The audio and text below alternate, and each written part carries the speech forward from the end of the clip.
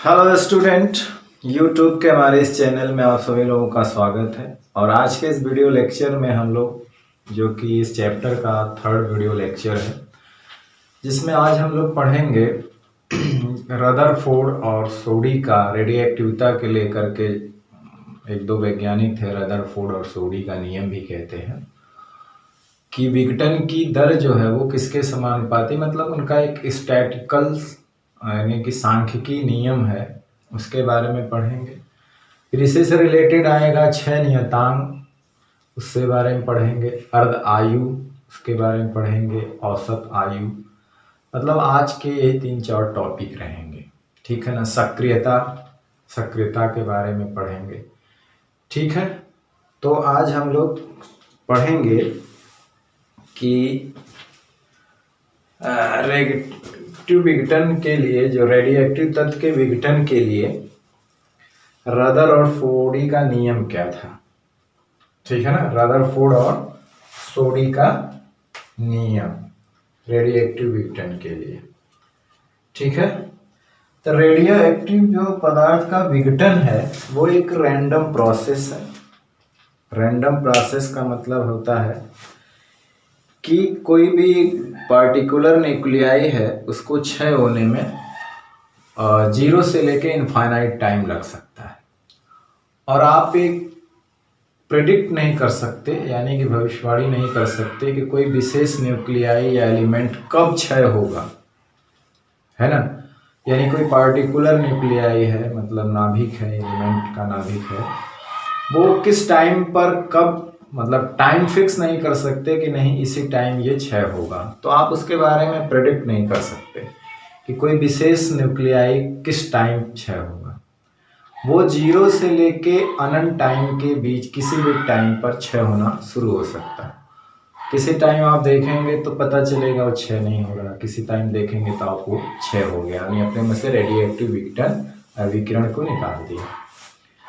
तो इसीलिए इसका कोई फिक्स नियम, लॉज नहीं है कि आप एग्जैक्ट बता दें कि कोई पार्टिकुलर न्यूक्लियाई किस टाइम क्षय हो रहा है, ठीक है ना। तो इसको क्षय होने में जो है, किसी भी रेडियोएक्टिव न्यूक्लियाई के क्षय होने में वो 0 से लेकर के इनफाइनाइट टाइम लग सकता है। 0 से लेकर के इनफाइनाइट टाइम लग सकता है, ठीक है ना। तो इसी के लिए सीधा सीधा कोई नियम नहीं है रेडियोएक्टिव क्षय का, है ना। रेडियोएक्टिव विघटन के लिए यानी क्षय के लिए कि किस दर से वो विघटित होगा, एग्जैक्ट बता पाना मुश्किल होता है। तो रदरफोर्ड और ये सोडी नाम के वैज्ञानिकों ने एक्सपेरिमेंटल स्टडी किया, बहुत सारे न्यूक्लियाई को लेकर के, लार्ज नंबर ऑफ न्यूक्लियाई को लेकर के उसका एक्सपेरिमेंटल स्टडी किया। तो उस आधार पे उन्होंने एक स्टैटिस्टिकल नियम बनाया, जिसको हम लोग सांख्यिकीय नियम कहते हैं ना। उसके आधार पर अपना एक नियम बनाया जिसको हम लोग कहते हैं रदरफोर्ड तथा सोडी का नियम। यानी कि उन्होंने एक फार्मूला दिया, एक समीकरण दिया, जिसके आधार पर हम बता सकते हैं कि कोई किसी टाइम में वो जो रेडियोएक्टिव पदार्थ घट करके कितना हो गया, है ना। लेकिन कब विघटित होगा ये बता पाना मुश्किल है, ठीक है ना। तो एक तरह से रैंडमली प्रोसेस है, कभी भी हो सकता है, कभी नहीं भी हो सकता। इसीलिए किसी भी न्यूक्लियाई के मतलब क्षय होने में टाइम भी लग जाता है, वो इनफाइनाइट तक लग जाता है, 0 से लेकर के इनफाइनाइट तक लग जाता है उसे क्षय होने में, मतलब अस्थायित्व प्राप्त करने के लिए, ठीक है ना। तो एक रैंडमली प्रोसेस है, तो रैंडमली लॉ भी इसका है, जिसको स्टैटिस्टिकल लॉ कहते हैं, जहाँ पे सीधे सीधे लॉ नहीं लगता है। तो उसके लिए स्टडी किया उन्होंने, एक्सपेरिमेंटल स्टडी किया, बहुत सारे अलग अलग एलिमेंटों पे स्टडी करके अपना एक नियम बनाया कि जो विघटन की दर है, जो रेडियोएक्टिव तत्व के विघटन की दर है, वो किसके समानुपाती होते, किस पे डिपेंड करती है ना। तो आज हम लोग वही पढ़ेंगे कि रेडियो विघटन के लिए, हेडिंग है हमारा कि रेडियो विघटन के लिए रदरफोर्ड तथा सोडी का नियम, रदरफोर्ड तथा सोडी का नियम रेडियो विघटन के लिए, रेडियो एक्टिव तत्व के विघटन के लिए रदरफोर्ड सोडी ने अपना क्या नियम दिया था। ठीक है, तो उन्होंने कहा था कि जो अगर लार्ज नंबर ऑफ न्यूक्लियाई के लिए जो रेट डीके का जो रेट है डिसइंटीग्रेशन का, यानी कि क्षय होने का जो दर है, वो डिपेंड करता है शेष बचे हुए न्यूक्लियाई के कॉन्सेंट्रेशन पर, है ना। कहने का मतलब रहता है कि अगर हम t बराबर 0 लें तो उस वक्त तो टोटल नंबर ऑफ न्यूक्लियाई होंगे, ढेर सारा नंबर ऑफ न्यूक्लियाई है, उस पर एक्सपेरिमेंटल एक तरह से स्टेटिस्टिकल लॉ है, सांख्यिकी लॉ है, जिसको आप लोग हायर क्लास में पढ़ेंगे। तो उन्होंने कहा कि जो दर है, रेट है, यानी विघटन की जो दर है, वो शेष बचे हुए, जैसे कि t बराबर 0 पे मान लेते हैं कि t बराबर 0 पे टोटल नंबर ऑफ न्यूक्लियाई जो है n0 है, यानी उनकी प्रारंभिक संख्या अभी 6 नहीं हुई है ना। और मान लीजिए कि t बराबर t पे वो जो है अब कितनी शेष बची है, इतनी, तो 6 कितनी हो गई, तो इतनी 6 हो गई। ठीक है ना। तो कहने का मतलब है कि जो रेट क्षय होने का जो दर है, क्षय होने की जो क्या है वो दर है, वो डिपेंड करती है शेष बचे हुए परमाणुओं के नाभिकों पर, यानी कि जो अभी बची हुई है, तो जो क्षय होने की दर है, रेट है, वो किस पे बचे, क्षय होने की जो दर है, क्षय होने की जो दर है वो किसके समानुपाती होती है, शेष बचे हुए परमाणुओं की नाभिकों की संख्या, यानी किसी टाइम पर तत्व के जो बचे परमाणुओं की संख्या जो होती है, जो नहीं अभी क्षय हुई है, उसके कॉन्सेंट्रेशन पे, है ना, डिपेंड करती है क्षय होने की दर, यानी इस पे। ठीक है ना।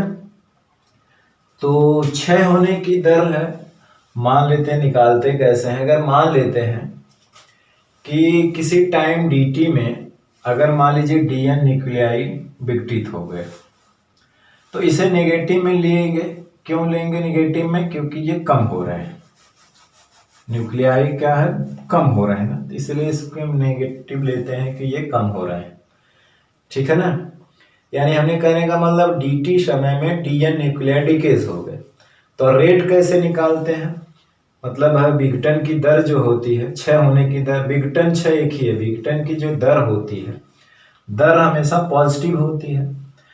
तो विघटन की दर पॉजिटिव, दर निकालने का मतलब है कि जो विघटित हुए उसमें टाइम से भाग देंगे और यहाँ माइनस लगा देंगे, ताकि ये ऑलरेडी नेगेटिव है क्योंकि कम हो रहा है, और यहाँ माइनस लगा देंगे, नेगेटिव पॉजिटिव, क्योंकि विघटन की दर पॉजिटिव होनी चाहिए, है ना। विघटन की दर क्या होती है, रेट जो होता है, दर जो रेट होता है वो पॉजिटिव लिया जाता है। ठीक है ना।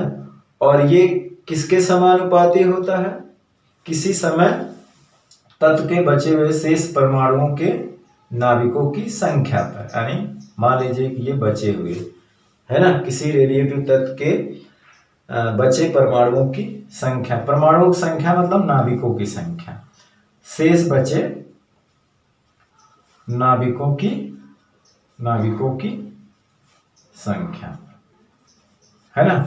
जो क्षय हो गए उस पे नहीं, जो बचे हुए हैं उस पर डिपेंड करेगी ना, कि अब जो बचे हैं उस पर डिपेंड करेगी, जो क्षय हो गए तो क्षय हो गए। ठीक है ना।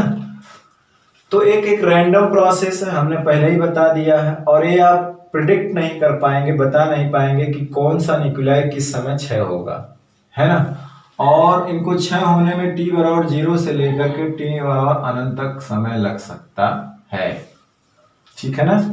तो इसी रैंडम प्रोसेस को के लिए रदरफोर्ड और सोडी ने अपना एक नियम दिया था। तो ये है विघटन की दर, रेडिएटिव तत्व के विघटन की दर dN/dt। ऋण चिन्ह क्यों लगा है, क्योंकि न्यूक्लियाई का घट रहा है, न्यूक्लियाई के जो नाभिक हैं, नाभिक न्यूक्लियाई एक ही होता है, जो परमाणुओं के नाभिकों की संख्या क्या हो रही है, घट रही है।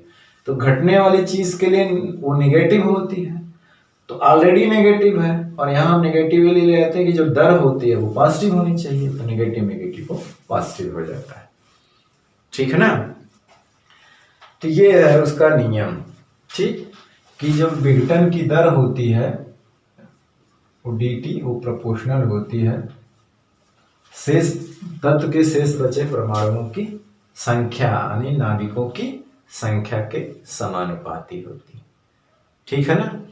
अब यहां से एक वो हटा देंगे तो एक कांस्टेंट आएगा जिसको हम लोग लैम्डा कहते हैं, और ये कांस्टेंट होता है जिसको हम लोग कहते हैं क्षय नियतांक, डीके कांस्टेंट या विघटन नियतांक, विघटन नियतांक।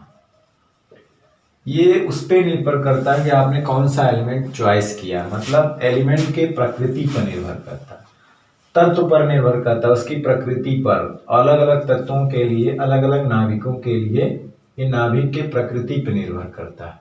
लैम्डा क्या है, नाभिक के प्रकृति पर निर्भर करता है, और अलग अलग नाभिकों के लिए, न्यूक्लियाई के लिए, परमाणुओं के लिए, तत्वों के लिए इसका मान क्या होता है, अलग अलग हो सकता है। क्योंकि हर एलिमेंट के नाभिक के क्षय होने की जो दर होती है वो अलग अलग होगी, है ना। तो इसीलिए ये सबके लिए कांस्टेंट नहीं होता, हर नाभिक के लिए इसका मान क्या होता है, अलग अलग होता है। ठीक है ना। तो ये होता है। फिर अब ये एक समीकरण बन गया, एक लॉ हो गया। आप चाहे तो माइनस वहां से हटा करके आप ऐसे कर सकते हैं, माइनस लैम्डा, यानी एक समीकरण हो गया। अभी हम इसको थोड़ा सा और साफ करके एक्सपोनेंशियल पावर में, लॉगरिथम पावर में भी बताते हैं। ठीक है ना। तो मेन कहने का मतलब ये था कि जो रेडिएटिव तत्वों के विघटन के लिए जो इन्होंने एक नियम दिया था कि जो रेडिएटिव तत्व के क्षय होना है ये एक रैंडमली प्रोसेस है। ठीक है ना। यानी कि इनको क्षय होने में आप 0 से इनफाइनाइट टाइम भी लग सकता है। ठीक है ना। ऐसा नहीं कि इनका फिक्स टाइम है इनके बीच में कि 0 से शुरू हुआ तो इतने दिन में, इतना टाइम में ये क्षय हो जाएगा, नहीं। कभी होगा, नहीं होगा, कभी क्षय हो रहा, कब होगा आप बता नहीं सकते। ठीक है ना। तो ये टाइम फिक्स नहीं होता कि कब होगा, आप भविष्यवाणी प्रेडिक्शन नहीं कर सकते।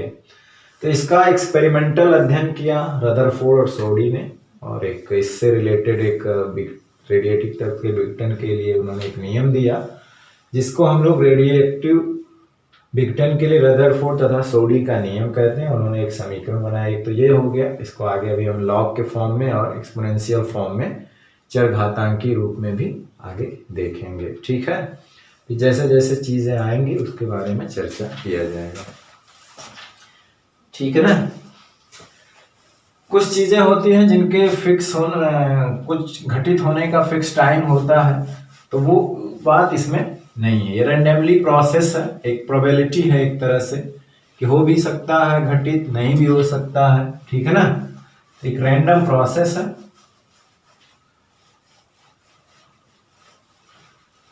तो चलिए इस नियम को लिख लेते हैं और फिर इसके बारे में थोड़ा सा आगे इसके समीकरण को प्राप्त करते हैं।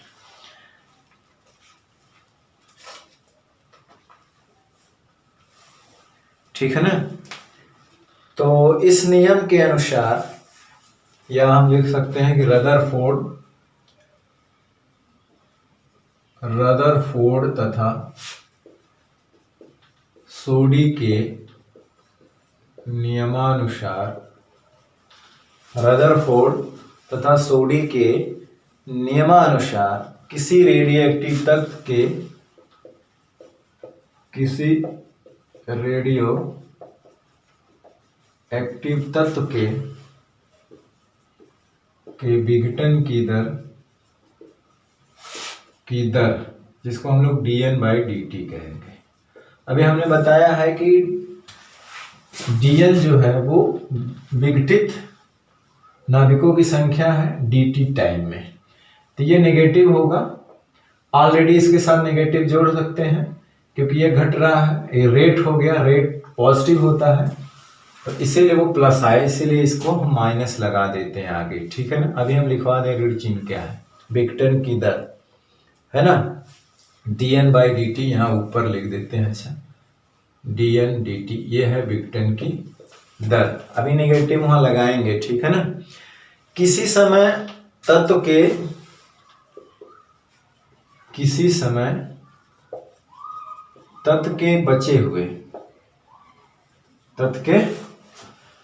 बचे हुए परमाणुओं की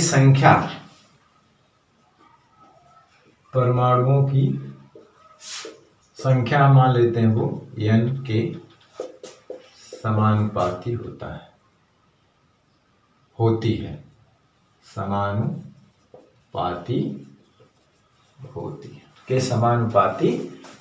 है।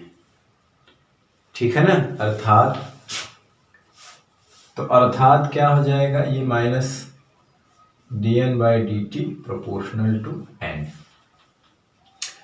या इसको हटाएंगे तो माइनस यहां भी आ सकता है, एक नियतांक लगा देंगे लैम्डा, ठीक है ना। तो लिखेंगे कि जहां लैम्डा एक 6 नियतांक है, 6 या विघटन नियतांक है, 6 नियतांक, इसका जो मान है वो तत्व के नाभिक पर निर्भर करता है, तत्व की नाभिक की प्रकृति पे, तत्व के नाभिक की प्रकृति पर निर्भर करता है। मतलब होता है अलग अलग तत्वों के नाभिकों के लिए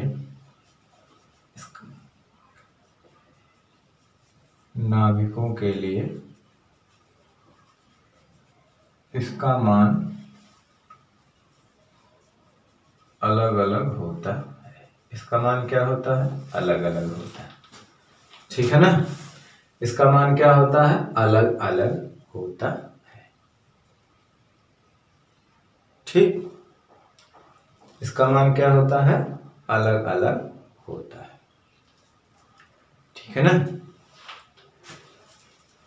तो आप समझ रहे हैं n क्या है, n क्या है, किसी समय पर तत्व के बचे हुए परमाणुओं या नाभिकों की संख्या है, कुल संख्या नहीं, जो बचे हुए हैं, शेष जो बचे हुए हैं उसके कॉन्सेंट्रेशन, नंबर ऑफ वो जो शेष बचे हुए हैं परमाणु या नाभिक हैं उनके समानुपाती होता है विघटन की दर।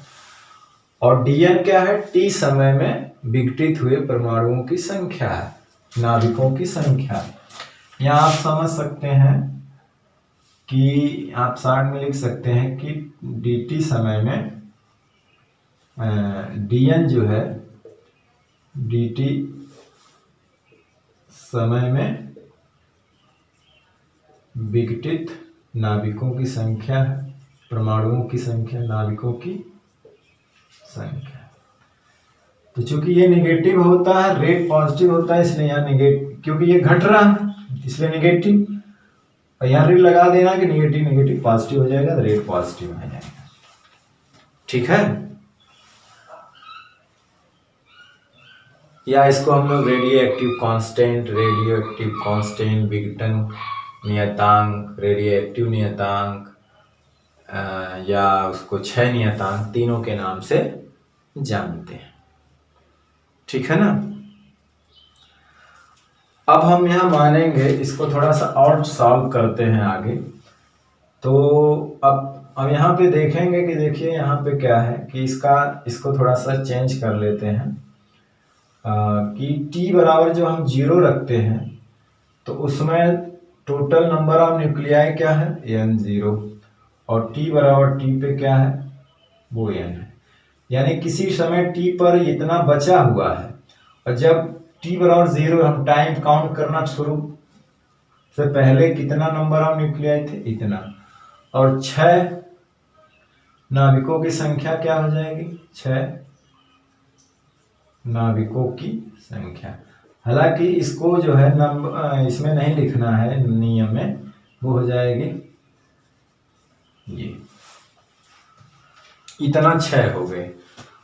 तो n जीरो क्या है? प्रारंभिक संख्या है न्यूक्लियाई की, n शेष मात्रा है, और n जीरो माइनस n क्या है? क्षय संख्या है, क्षय नाभिकों की संख्या। ठीक है ना? तो आप इसको थोड़ा सा और सॉल्व करें, dn बटे n इधर ले आए और लैम्डा dt इस साइड ले आए। ठीक है ना? अब दोनों और इसका इंटीग्रेट कर दें, नहीं जोड़ दें, तो ठीक है ऐसे। अब लिमिट कहाँ कहाँ लेना है? जब t बराबर 0 से t बराबर t पर, तो t बराबर 0 पर जो है वो क्या था? n, और t बराबर t पे क्या है? शेष मात्रा इतना बची हुई। ठीक है, तो ये हो जाएगा log e, इसका हम इंटीग्रेशन करेंगे तो 1/n या 1/x का log ex होता है ना? तो ये log en हो जाएगा और यहाँ पर लिमिट लग जाएगा n0 n। ठीक है, और ये हो जाएगा माइनस तो रहेगा, t हो जाएगा और लिमिट हो जाएगा 0 to t, लैम्डा रहेगा। ठीक, तो यहाँ पे इसको लिख सकते हैं log e n minus log e n0, यानी कि लिमिट जब हम लागू करते हैं तो upper limit minus lower limit रखते हैं, और इधर माइनस लैम्डा t माइनस 0। ठीक है, इसका स्क्रीनशॉट ले लीजिए, तो हम जो आगे मिटा दें। ठीक है ना?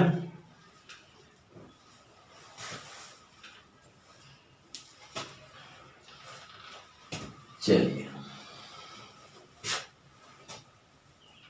तो ये नाभिकों की प्रारंभिक मात्रा है और ये शेष मात्रा, ये 6 नाभिकों की संख्या है। प्रारंभिक संख्या, शेष संख्या कितनी है? तो ये जो रेट है ना वो शेष संख्या के समानुपाती होता है। ठीक, चलिए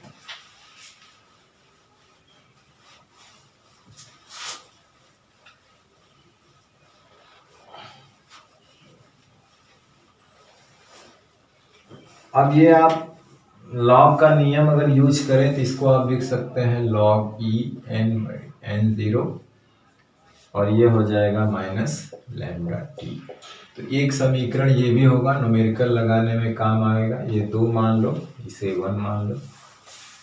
ठीक है, log जब इस साइड जाता है तो वो log एक्सपोनेंशियल चरघातांक बन जाता है, एक्सपोनेंशियल फॉर्म में आ जाता है। ठीक है ना? तो इसको हम लोग ऐसे भी लिख सकते हैं, e के पावर माइनस लैम्डा t। सवाल लगाने में ज़्यादातर ये यूज़ होगा, ऊपर वाला। ठीक है, या सॉरी, इसको जो है अभी 3 मत लिखें, या लिख सकते हैं, या इसको ऐसे लिख सकते हैं लैम्डा। ठीक है ना? ये तो ये जो है समीकरण है। ठीक है ना? और विघटन स्थिरांक, 6 नियतांक हमने बता दिया। ऋण चिन्ह क्यों लिया गया है? कि ऋण चिन्ह कहाँ यहाँ पे है कि विघटन में परमाणुओं की संख्या घटती, इसलिए लिया गया है ना? चाहे तो आप इसको शब्दों में ले सकते हैं, यहीं पे हमने बताया था कि नोट में लिख सकते हैं कि ऋण चिन्ह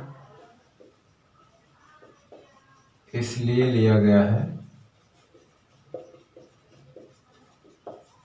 कि विघटन में नाभिकों या परमाणुओं की संख्या घटती है। तो घटाव को नेगेटिव से दिखाया जाता है, घटने वाली चीज को किससे दिखाया जाता है? नेगेटिव से दिखाया जाता है। ठीक है ना? तो ये इक्वेशन है, यही जो है सोडी का और रदरफोर्ड का नियम है। तो न्यूमेरिकल में इसका ज्यादा उपयोग होगा। ठीक है ना? t बराबर 0 पर उसकी प्रारंभिक मात्रा है, ये जिसको हम कह सकते हैं प्रारंभिक मात्रा, प्रारंभिक संख्या है, ये शेष संख्या है। ठीक है ना? लेकिन इसको नहीं लिखना, आपको केवल डायरेक्ट नियम यहाँ से शुरू करना है, बाकी ये लिख करके हटा देना। ठीक है, चलिए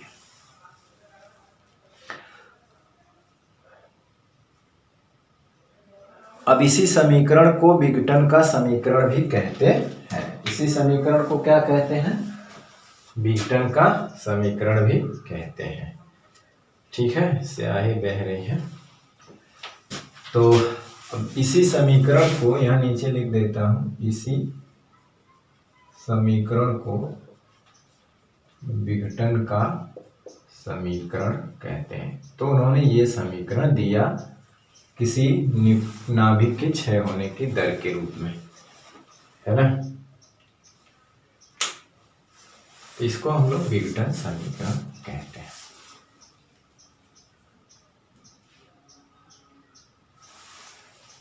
तो ये जान सकते हैं कि ये कैसे आया।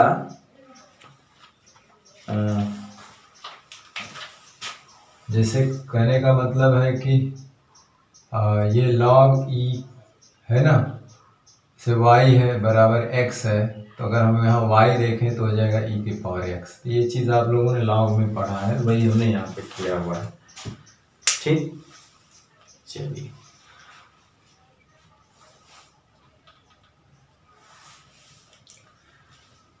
चलिए इसको मिटा दिया जाए। आप इसका स्क्रीनशॉट ले सकते हैं। चलिए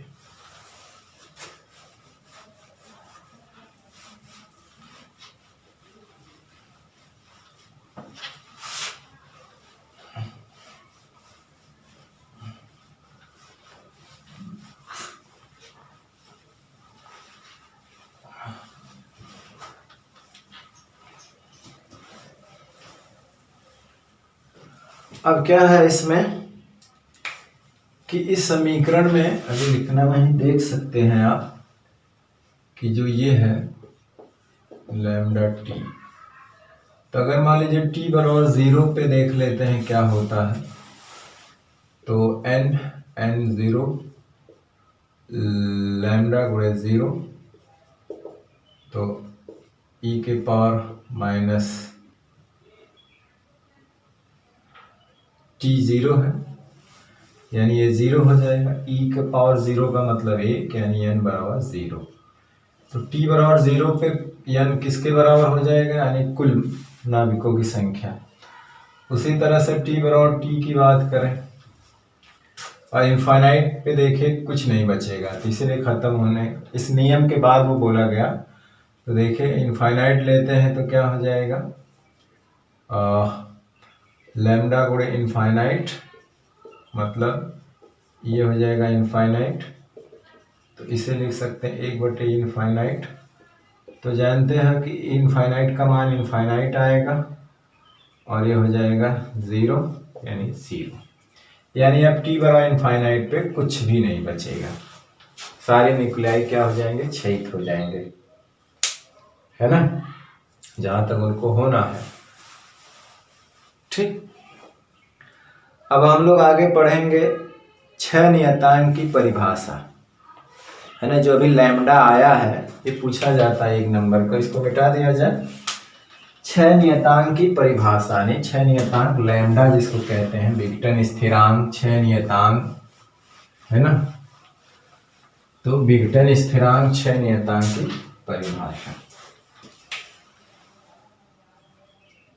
विघटन स्थिरांक या क्षय नियतांक इसको कहते हैं, अथवा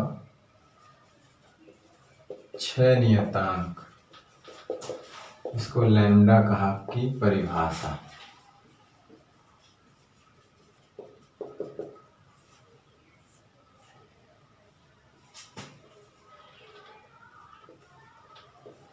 ठीक है, क्षय नियतांक विघटन स्थिरांक लैम्डा जो है ना, उसकी परिभाषा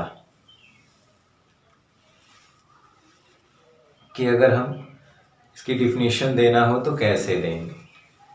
ठीक है ना।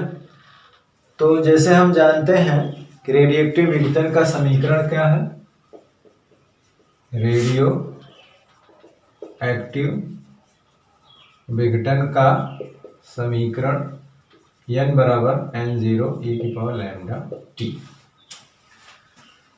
तो इसमें कह दें कि यदि t बराबर 1/λ की बात करें, यदि मतलब ऐसे ले लिया जाए कि इफ t इक्वल टू 1/λ, ठीक है ना, t बराबर क्या ले लिया जाए, 1/λ ले लिया जाए, तो क्या हो जाएगा,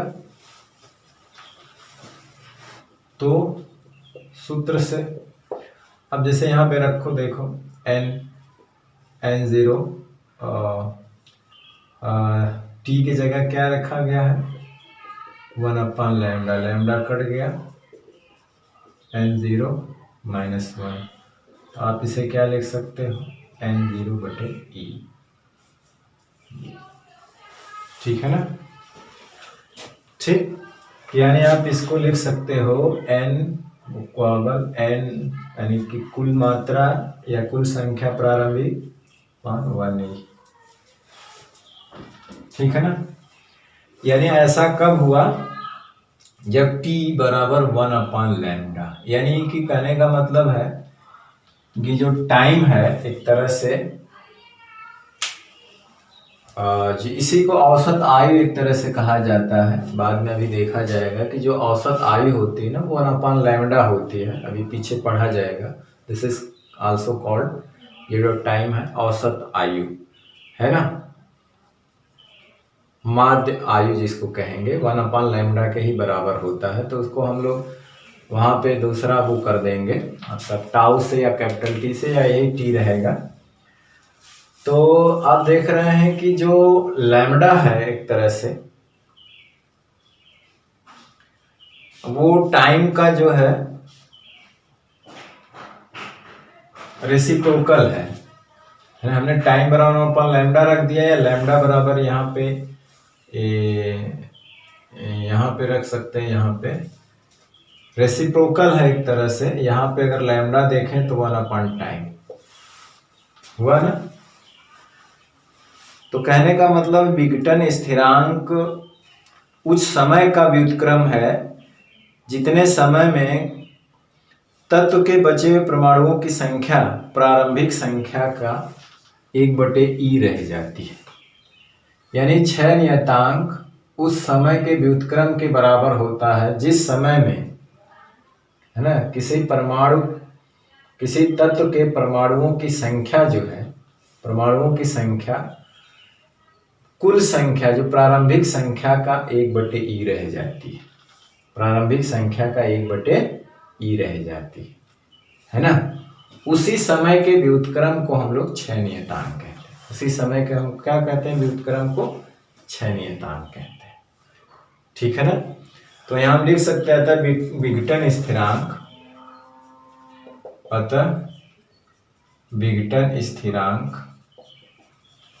अतः विघटन स्थिरांक उस समय का व्युत्क्रम है, समय का व्युत्क्रम है जिसमें या जितने समय में या जिसमें तत्व के बचे परमाणुओं की संख्या, तत्व के बचे परमाणुओं की संख्या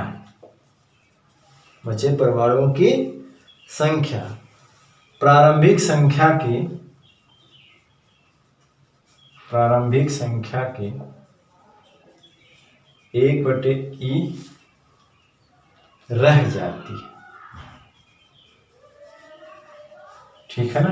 1/e क्या हो जाती है, रह जाती है। हालांकि वैसे हम लोग देखते हैं कि 1/e जो होती है उसका मान होता है 368 होता है ना। 1/e की वैल्यू जो होती है, तो परसेंटेज में अगर इसको लिया जाए, अगर इसको, तो 36.1%। तो समय जो है 6 नियतांक जो होता है उस समय का व्युत्क्रम होता है जितने समय में शेष बचे परमाणुओं की संख्या जो होती है वो प्रारंभिक संख्या का 36.8% हो जाती है या 1/e रह जाती है। तो प्रारंभिक संख्या का न्यूक्लियाई जो परमाणु के नाविकों की प्रारंभिक संख्या का 1/e जितने समय में रह जाती है ना, वही समय 6 नियतांक कहलाता है। शेष बचे परमाणुओं की संख्या प्रारंभिक संख्या का 1/e जितने समय में हो जाता है, शेष बचे परमाणुओं नाविकों की संख्या जितने समय में प्रारंभिक संख्या का 1/e रह जाता है या इतना % रह जाता है, उस समय के व्युत्क्रम को 6 नियतांक कहते हैं या विघटन स्थिरांक कहते हैं। ठीक है ना, तो ये है। ठीक है, तो ये फार्मूला मतलब ये डिफिनीशन हो गई 6 नियतांक। ठीक है ना, देख रहे हैं लैम्डा का व्युत्क्रम। तो टाइम का व्युत्क्रम है, उस समय का व्युत्क्रम है जितने समय में परमाणुओं की संख्या या नाविकों की संख्या जो है, शेष परमाणुओं की संख्या जो है प्रारंभिक परमाणुओं की संख्या या नाविकों की संख्या का 1/e रह जाती है, उसके व्युत्क्रम को कहा जाता है 6 नियतांक। ठीक है, चलिए इसका स्क्रीनशॉट लेना है तो ले सकते हैं। ठीक,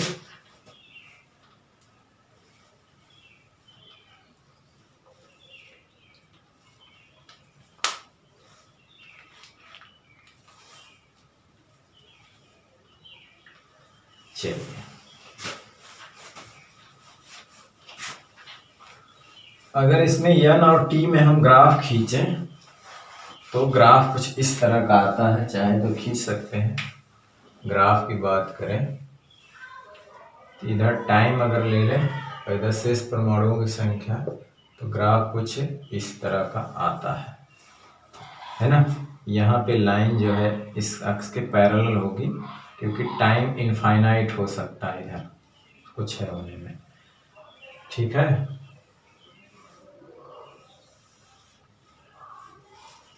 ठीक,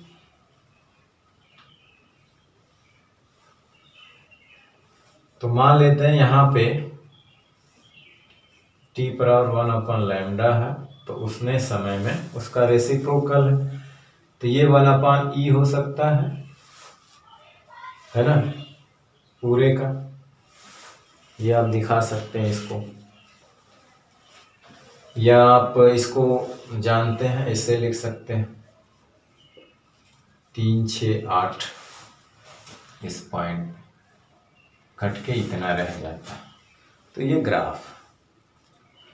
ठीक है, चलिए अब हम लोग क्या है, किसी रेडिएटिव तत्व के एक प्रश्न लिखेंगे, उसके आधार पर इसका उत्तर देने की कोशिश करेंगे। एक प्रश्न लिखेंगे, उसके आधार पर इसका उत्तर देने की कोशिश करेंगे। ठीक, चलिए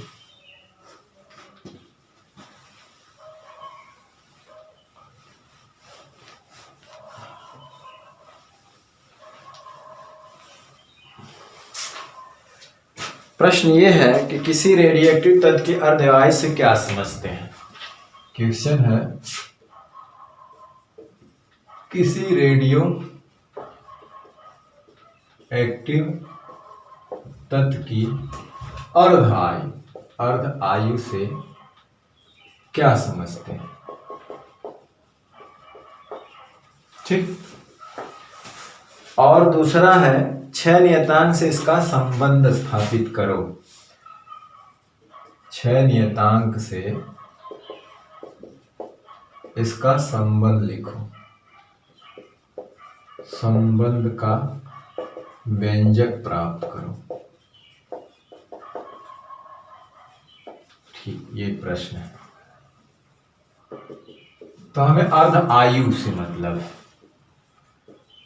रेडिएटिव तत्व की अर्ध आयु, जिसको हम यहाँ पे t और हाफ से दिखाएंगे। ठीक है ना, क्या करेंगे,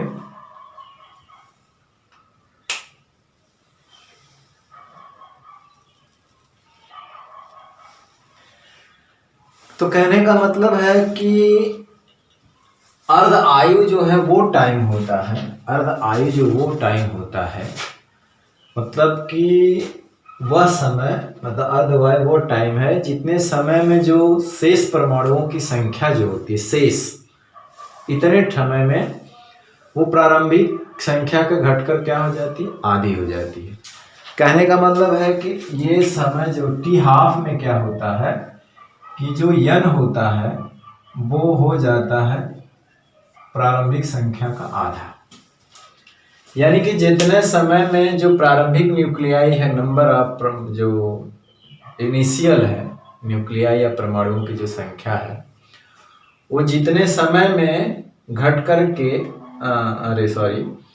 जो शेष बचे परमाणुओं की जो संख्या है वो जितने समय में प्रारंभिक संख्या का घटकर आधी हो जाए, यानी प्रारंभिक संख्या का आधी जितने समय में ये होता है उसी को अर्ध आयु कहा जाता है।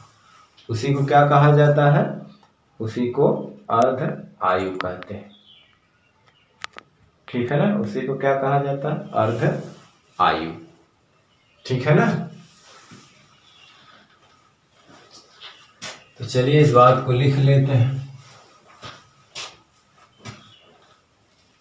ठीक, तो लिखेंगे कि वह समय जिसके बाद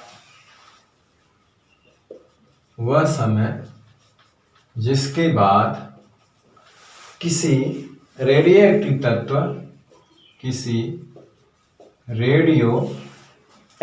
तत्व के बचे परमाणुओं की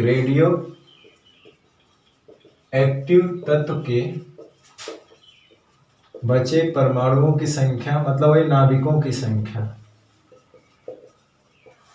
है ना। वह समय जिसके बाद किसी रेडियोएक्टिव तत्व के बचे परमाणुओं की संख्या यानी यन जो है वो जो प्रारंभिक संख्या का आधी रह जाती है ना, प्रारंभिक संख्या की आधी रह जाती है, प्रारंभिक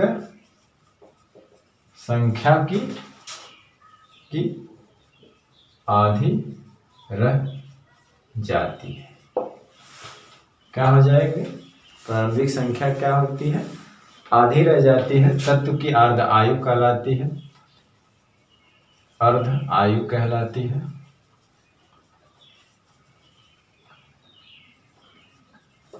इसे टी हाफ से प्रदर्शित करते हैं, टी हाफ से प्रदर्शित करते हैं। इसे किससे प्रदर्शित करते हैं, टी हाफ से। ठीक है ना। अब क्या है कि जो टाइम है इसमें क्या है कि जो स्मॉल टाइम टी हाफ हो गया तो यन क्या हो जाएगा, वो प्रारंभिक संख्या का आधा हो जाएगा। यही है ना, यही तो डिफिनीशन है कि वह समय जिसके बाद किसी रेडियोएक्टिव तत्व के बचे परमाणुओं की संख्या, जो शेष परमाणुओं की संख्या है वो प्रारंभिक संख्या की क्या हो जाती है, आधी रह जाती है, तत्व की आधी कहलाती है।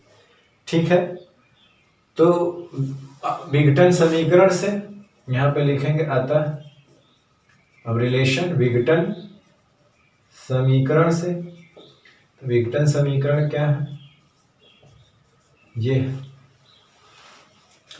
यानी कहने का मतलब है कि टाइम को जगह टी हाफ कर देना है और यन की जगह क्या कर देना है, ये लैम्डा गुणे टी हाफ। तो यहां से ये कट गया, यहां हो जाएगा हाफ, इधर हो जाएगा लैम्डा टी। जब एक्सपोनेंशियल इस साइड जाता है तो किस में बन जाता है, लॉग में। तो इसको या तो दोनों तरफ लॉग ले लीजिए, बात वही बचेगी, है ना। या आप इसको लिख सकते हैं माइनस लैम्डा टी,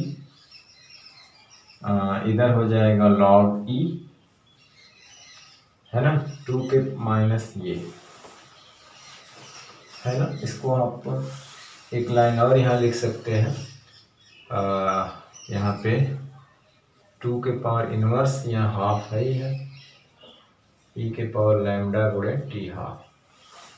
ठीक है, या आप इसे लिख सकते हैं, ये टी हाफ है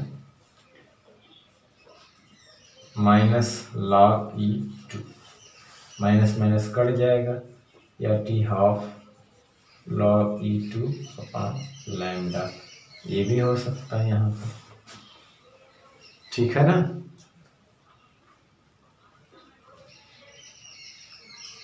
या इसको ऐसे भी लिखा जा सकता है, टी हाफ लॉग आधार E2 का मान होता है 2.303 गुणे लॉग आधार 10 2, है ना, बटे लैम्डा। या इसको ऐसे भी लिख सकते हो,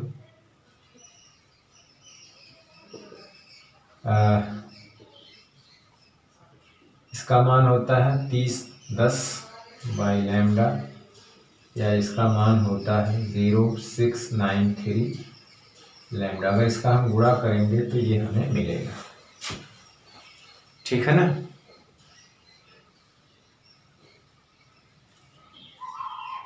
तो ये रिलेशन हो गया 6 नियतांक और अर्ध आयु में। ये क्या हो गया, रिलेशन हो गया 6 नियतांक और अर्ध आयु में, ठीक। देखिए 6 नियतांक जो है समय का व्युत्क्रम होता है, तो अभी उसका जो मात्रक की बात करते हैं, शायद वहां तो किए नहीं हम। जो 6 नियतांक का जो मात्रक होगा वो टाइम का व्युत्क्रम है ना, तो 6 नियतांक का जो मात्रक हो जाएगा वो पर सेकेंड हो जा सकता है, पर घंटा हो जाता है, पर डे, पर ईयर्स, ऐसा हो सकता है, ठीक है ना। तो टाइम के व्युत्क्रम है, तो इसीलिए उसका जो मात्रक होगा 6 नियतांक का वो पर सेकेंड होगा, ठीक है ना। क्या होगा, पर सेकेंड। अभी जब हम लोग औसत आयु पढ़ेंगे तो उसका सेकेंड, घंटा, दिन, मतलब क्योंकि टाइम औसत आयु जो होता है वो 6 नियतांक के व्युत्क्रम के बराबर होता है, अभी आगे आएगा, ठीक है। तो इसका आप स्क्रीनशॉट ले लीजिए, वहां पे आप लोग लिख लीजिएगा 6 नियतांक की जो हम परिभाषा जहाँ पे दिए हैं, 6 नियतांक का जो मात्रक होता है वो पर सेकेंड हो सकता है ना, क्योंकि 6 का टाइम जो है वो सेकेंड में हो सकता है, घंटे में हो सकता है, दिन में हो सकता है, वर्ष में हो सकता है, तो कोई भी मात्रक होगा, लेकिन पर लगा, पर second, per hour, per day, है ना, ऐसे। तो ये रिलेशन होगा, याद रखिएगा इसका। अर्ध आयु बराबर आप लिख सकते हैं यहाँ, अर्ध आयु बराबर होगा 0.693 अपॉन 6 नियतांक, ये ठीक है।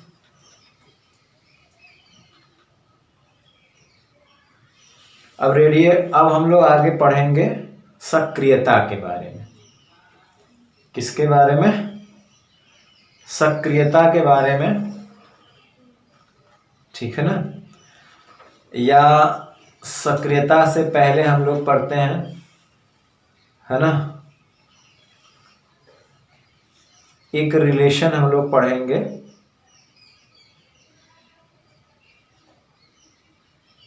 और वो रिलेशन जो है वो, चलिए अच्छा सक्रियता को पढ़ लिया जाए तो उसमें आएगा खुद ही, ठीक है। इसको मिटा दिया जाए, स्क्रीनशॉट ले ही चुके हैं।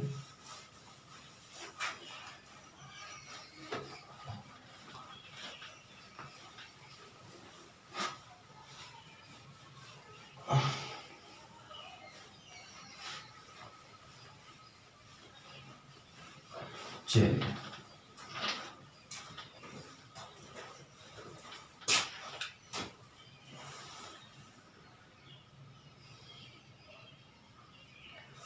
तो एक जनरल फार्मूला है, उसके बाद सक्रियता हम लोग देख लेते हैं। जनरल है कि अर्ध आयु समय के बाद कितने न्यूक्लियाई लेफ्ट बचते हैं, मतलब हाफ लाइफ जो है, हर अर्ध आयु के बाद कितने न्यूक्लियाई लेफ्ट बचते हैं, है ना, हाफ लाइफ।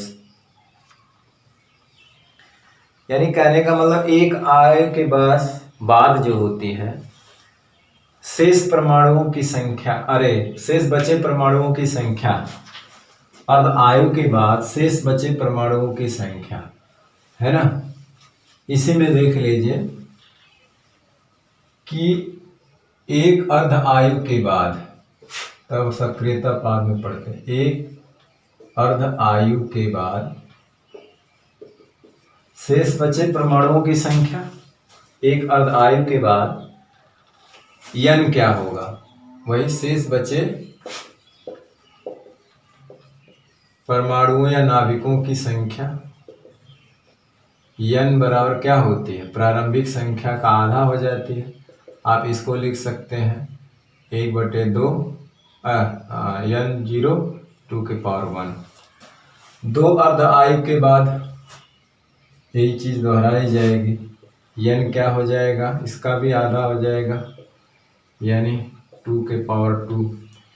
तीन अर्ध आयु के बाद n का मान कितना रह जाएगा, आधा घटता जाएगा, उसका आधा आधा आधा, मतलब पूरा क्षय होने में इनफाइनाइट टाइम लग जाता है, क्योंकि हर चीज का आधा है। जैसे है कोई मान लीजिए 16 है, 16 का आधा 8 हुआ, 8 का आधा 4 हुआ, 4 का आधा 2 हुआ, 2 का आधा 1/2 हुआ, 1/2 का, मतलब इस तरह से पूरी तरह न्यूक्लियाई को क्षय होने में इनफाइनाइट टाइम लग जाते हैं।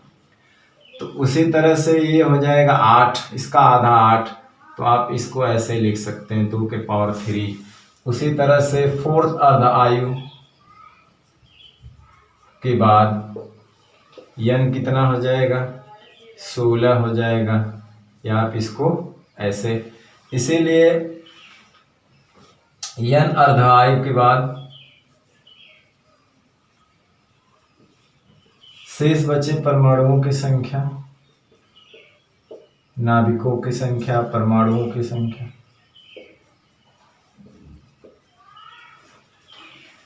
क्या हो जाएगी n, तो हो जाएगी ये 2⁻n, या इसको हम लोग क्या लिख सकते हैं n0 1/2 ये, ठीक है।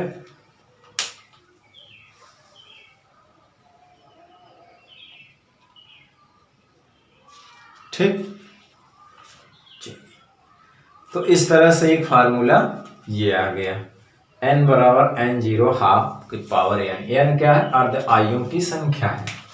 n क्या है यहाँ पे, अर्ध आयु की संख्या, ठीक है ना, ये अर्ध आयु की क्या है, संख्या है।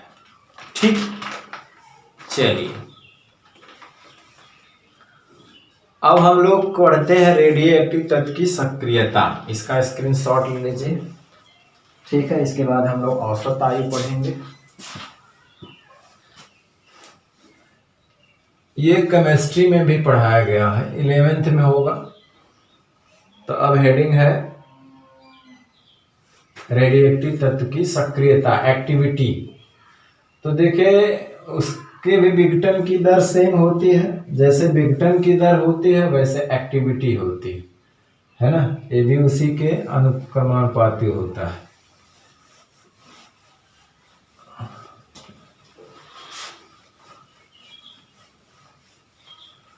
अभी हम लोग रेडियोएक्टिव तत्व के विघटन की दर पढ़े ना, तो वही सक्रियता में भी वही होता है। तो हेडिंग है रेडियोएक्टिव तत्व की सक्रियता, जिसको हम R से दिखाएंगे,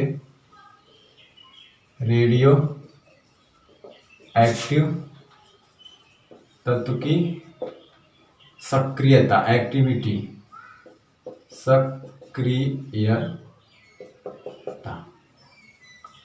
है ना, ये रेडियोएक्टिव तत्व की क्या है, सक्रियता। तो जो रेडियोएक्टिव तत्व की सक्रियता है, रेट ऑफ डिके कह लीजिए, रेट ऑफ डिसइंटीग्रेशन, जिसको एक्टिविटी कहते हैं, वो भी इसी के समानुपाती होती है जैसे विघटन की दर। किसी रेडियोएक्टिव तत्व के विघटन की दर विशेष बचे न्यूक्लियाई यानी परमाणुओं की संख्या के समानुपाती होता है ना, तो उसी तरह से सक्रियता भी शेष बचे परमाणुओं की संख्या यानी नाभिकों की संख्या के भी समानुपाती होती है ना।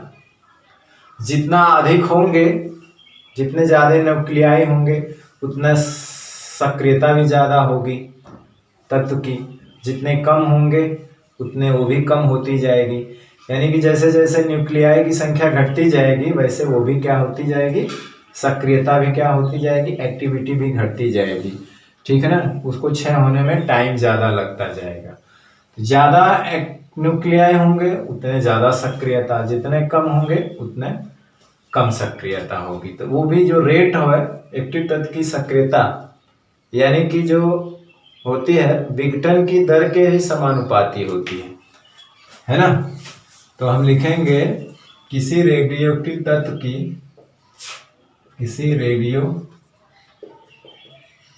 एक्टिव तत्व की जो सक्रियता होती है, सक्रियता जो होती है रेडियोएक्टिव तत्व के, रेडियोएक्टिव तत्व के विघटन की दर, विघटन की दर क्या होता है dN/dt के समानुपाती होती है, समानुपाती होती ये है। सक्रियता विघटन की दर के समानुपाती होती है ना। तो विघटन की दर हम जानते हैं अभी R जो है एक तरह से समानुपाती हो जाएगा -dN/dt, यही बोल रहा है इसमें, ठीक है ना।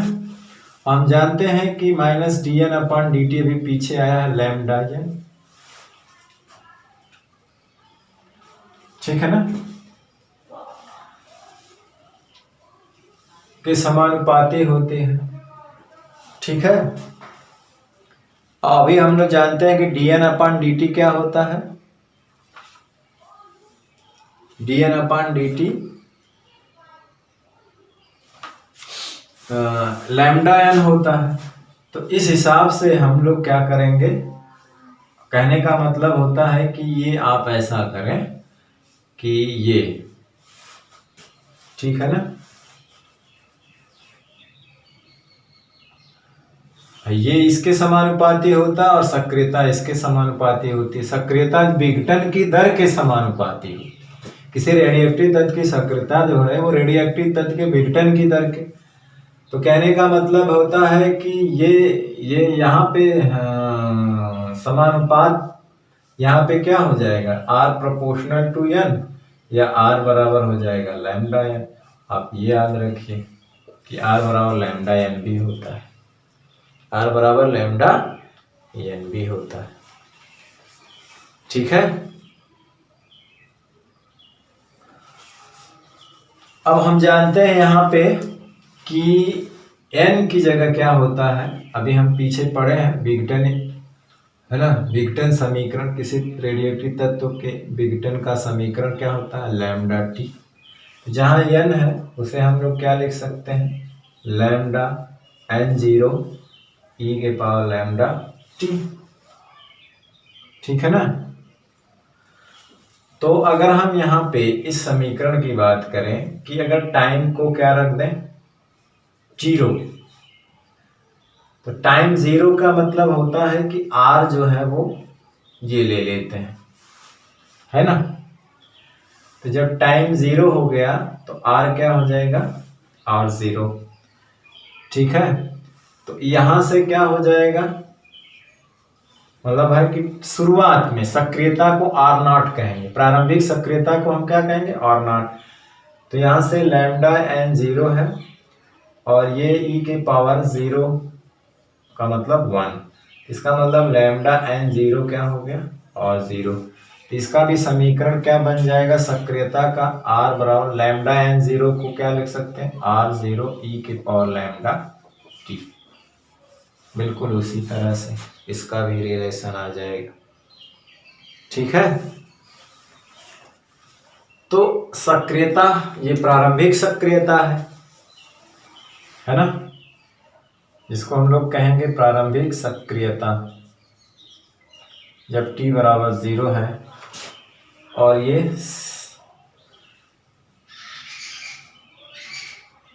t बराबर t पर सक्रियता,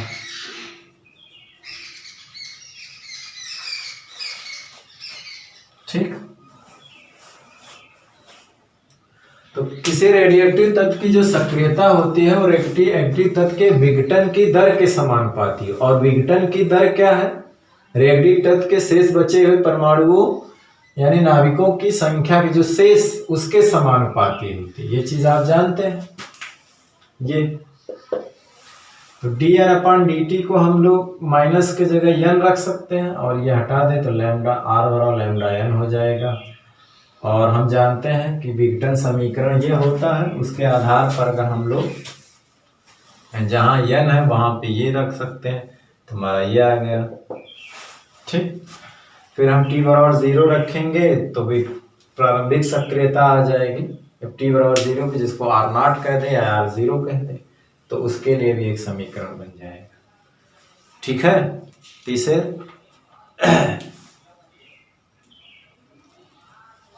ठीक, तो ये अब हम लोग चलते हैं ना कुछ यूनिट्स के बारे में, या यूनिट के बारे में बाद में बात करते हैं। अब चलते हैं तो औसत आयु के बारे में। ठीक है, इसका स्क्रीनशॉट ले लीजिए। ठीक, माध्य या औसत आयु क्या होता है? ठीक, औसत आयु का अर्ध आयु से रिलेशन भी देखेंगे। ठीक, चलिए इसका स्क्रीनशॉट ले लीजिए।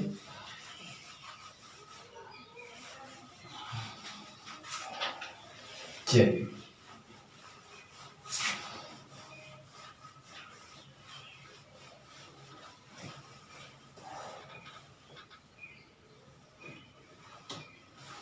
तो अब हेडिंग है रेडियोएक्टिव तत्व की औसत आयु। रेडियो एक्टिव तत्व की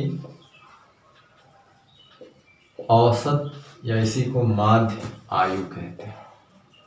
ठीक है ना, इसको टाउ से दिखाएंगे, टाउ। ठीक,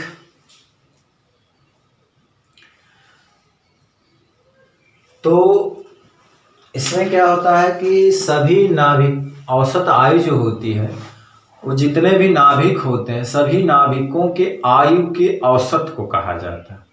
सभी नाभिकों के आयु के औसत को, सभी नाभिकों के आयु के औसत को हम लोग क्या कहते हैं? रेडियोएक्टिव तत्व की औसत या माध्य आयु, है ना। तो यानी कि सभी नाभिकों के आयु के औसत को क्या कहा जाता है? रेडियोएक्टिव तत्व की औसत आयु कहते हैं। ठीक है ना, और वो जो है जिसको लैम्डा से टाउ से प्रदर्शित करते हैं और 6 नियतांक के व्युत्क्रम के बराबर होती है। तो लिखेंगे सभी नाभिकों की आयु के, सभी परमाणुओं या सभी नाभिकों के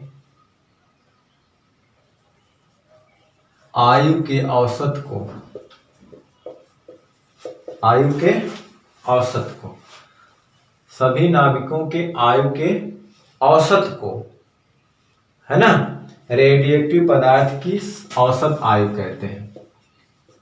रेडियो एक्टिव पदार्थ की या तत्व की, पदार्थ की औसत आयु कहते हैं और इसे टाउ से प्रदर्शित करते हैं।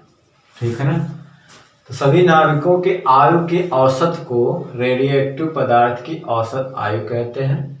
इसे टाउ से क्या करते हैं? प्रदर्शित करते हैं। तो किसी रेडियोएक्टिव पदार्थ की औसत आयु जो होती है, किसी रेडियो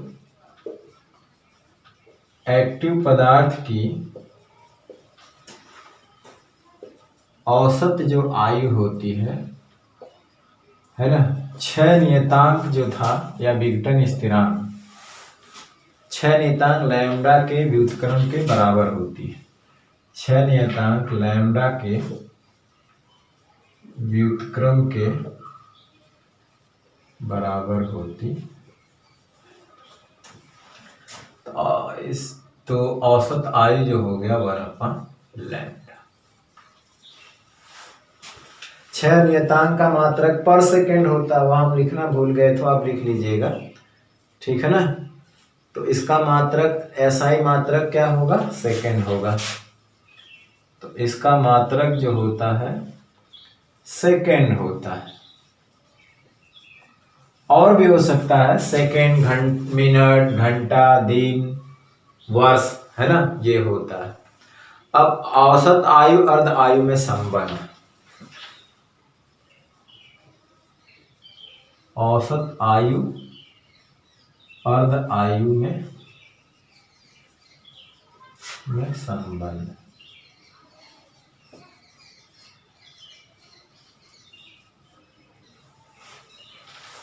औसत आयु और अर्ध आयु में संबंध।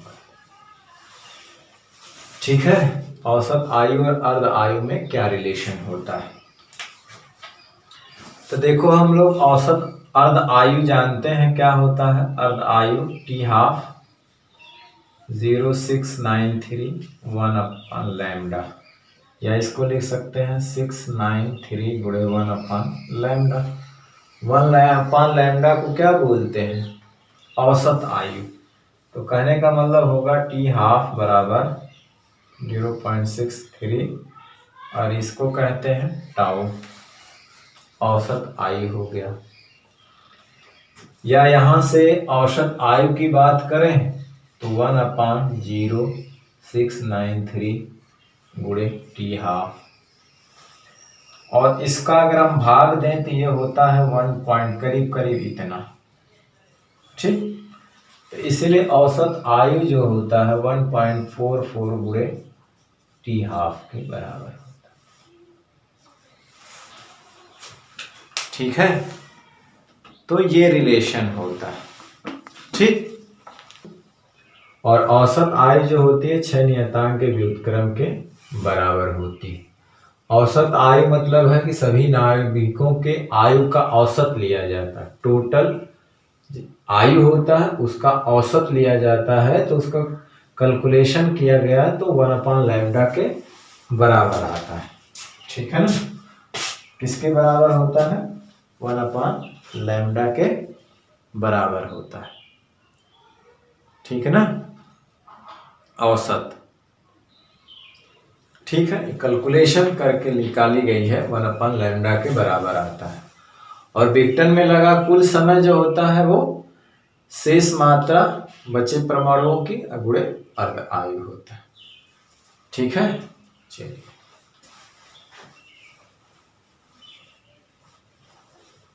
चलिए इसका स्क्रीनशॉट ले लीजिए। अब हम लोग रेडियोएक्टिव पदार्थ की सक्रियता या विघटन की दर का जो मात्रक है सक्रियता के, उसके मात्रक की बारे में बात करें। ठीक है ना, चलिए इसको मिटा दिया जाए। चलिए,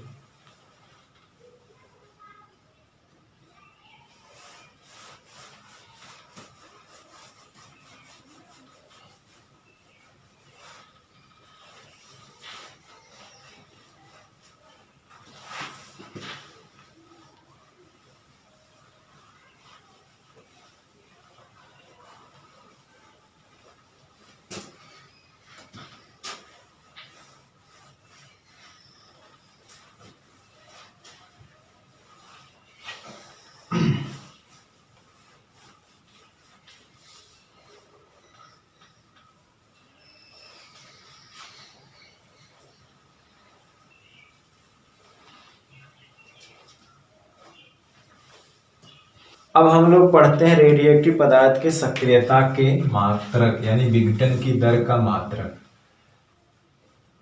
रेडियो एक्टिव पदार्थ के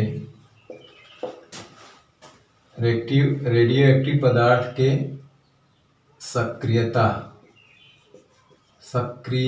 यानी वही विघटन की दर के समानुपाती होता है ना, सक्रियता के मात्रक। तो 3 मात्रक हैं, उनके बारे में पढ़ेंगे। 2, एक है क्यूरी, दूसरा है रदरफोर्ड, तीसरा बैकुरल, जिसने उन्होंने खोज किया।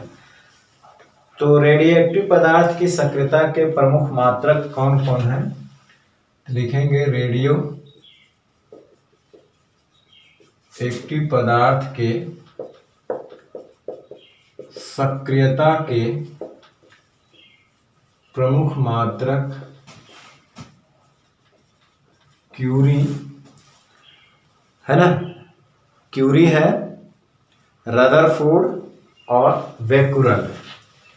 क्यूरी, रदरफोर्ड तथा बेकुरेल है, बेकुरेल। ठीक है ना। अब इनको हम परिभाषा के साथ लिखते हैं। अब हमें क्यूरी की परिभाषा देना हो तो क्या होगी? ठीक है ना। क्यूरी क्या है? सक्रियता या विघटन की दर का मात्रक। मतलब यदि किसी रेडिएटिव पदार्थ में, यदि किसी रेडियो एक्टिव पदार्थ में 3.7 × 10⁻10 विघटन पर सेकेंड हो, विघटन पर सेकेंड में, वही विघटन की दर, विघटन प्रति सेकेंड हो।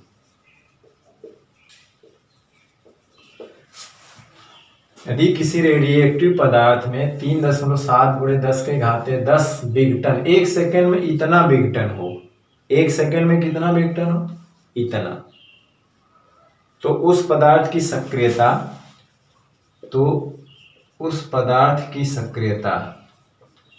सक्रियता 1 क्यूरी कहलाती है, 1 क्यूरी कहलाती है। तो 1 क्यूरी बराबर 3.7 × 10⁻10 विघटन पर सेकेंड, प्रति सेकेंड। ठीक है ना। अब रदरफोर्ड, जिसको आरडी कहते हैं, रदरफोर्ड, इन दोनों की परिभाषा है, बेकुरेल की परिभाषा नहीं है। रदरफोर्ड केवल 10⁶ विघटन पर सेकेंड है ना। यदि किसी रेडियोएक्टिव पदार्थ में पूछता है, यदि किसी रेडियोएक्टिव पदार्थ में है ना 10⁻10 विघटन पर सेकेंड हो, है ना, विघटन प्रति सेकेंड हो,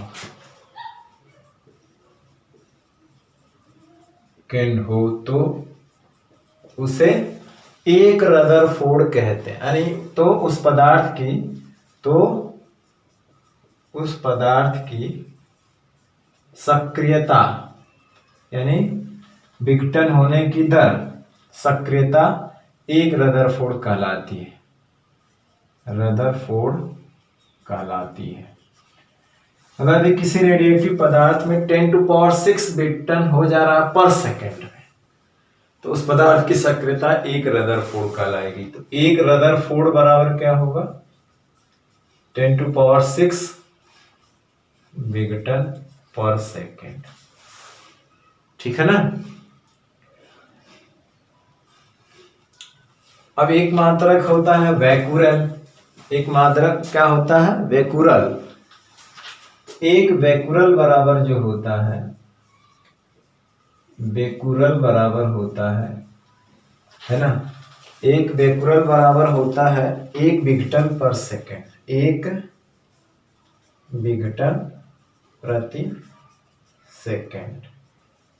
बेकुरेल मतलब BQ। बेकुरेल को शॉर्ट में क्या कहते हैं? Capital B small Q। Curie को CI कहा जाता है। क्या कहा जाता है? CI। तो देख रहे हैं, एक बेकुरेल 1 विघटन पर सेकेंड है, तो कहने का मतलब यह हुआ कि विघटन पर सेकेंड को 1 बेकुरेल कहते हैं। तो 1 क्यूरी में CI हो जाएगा 3.7 × 10⁻10 इतना बेकुरेल। 1 RD मतलब रदरफोर्ड में 10⁶ बेकुरेल। ठीक है ना।